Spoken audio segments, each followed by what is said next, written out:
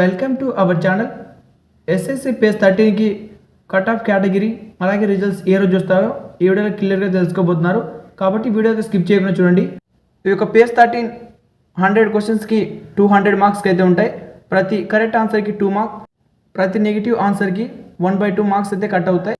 ఇప్పటికే సెప్టెంబర్ 26, 2025లో ఈ యొక్క కీ పేపర్ అయితే వచ్చింది.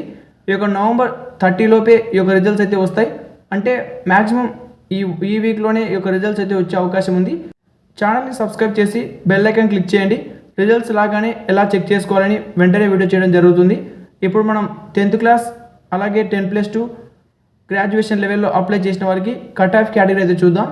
ఎవరైతే 10th బేస్తో అప్లై చేశారో వారికి జనరల్కి 120 నుంచి 125 మార్క్స్ అయితే రావాలి. ఓబీసీకి 110 నుంచి 115 రావాలి.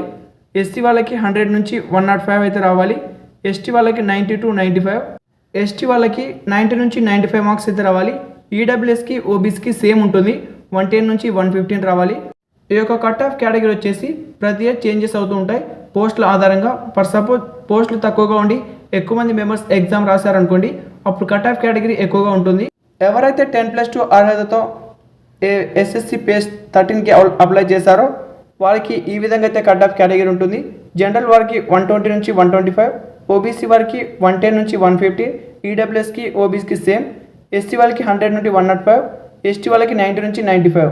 ఇక ఎవరైతే గ్రాడ్యుయేషన్ అంతకన్నా ఎక్కువ హైయర్ క్వాలిఫికేషన్తో అప్లై చేస్తుంటారో వారికి ఈ విధంగా అయితే ఉంటుంది. జనరల్ వారికి 100 నుంచి 140 అయితే రావాలి. ఓబీసీ వాళ్ళకి 90 నుంచి 115, అలాగే ఎస్సీ వాళ్ళకి 80 నుంచి 105, ఎస్టీ వాళ్ళకి 70 నుంచి 95 మార్క్స్ అయితే రావాలి. ఈడబ్ల్యూఎస్ కూడా సేమ్, ఓబీసీ ఈడబ్ల్యూఎస్. ఈ యొక్క 1 వీక్లో ఏ రోజైనా రిజల్ట్స్ వస్తాయి. కాబట్టి మీరు ఛానల్ని సబ్స్క్రైబ్ చేసి బెల్ ఐకాన్ క్లిక్ చేయండి. వీడియో మీకు డైరెక్ట్గా నోటిఫికేషన్ అయితే వస్తుంది.